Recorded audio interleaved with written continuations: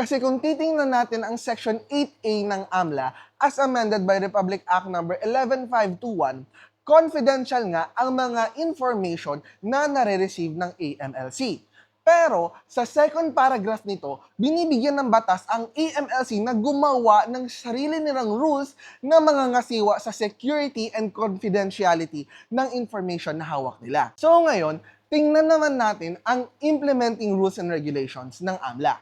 Ayon sa Section 1.3, Rule 5, Chapter 2 ng Implementing Rules and Regulations ng AMLA, hindi pwedeng ma-audit ang records ng AMLC unless meron consent ang AMLC. This means na pwedeng magkusa ang AMLC na ilabas ang mga transaction reports ng bangko kahit pa walang consent ang mga may-ari ng mismong bank accounts na subject ng transaction reports.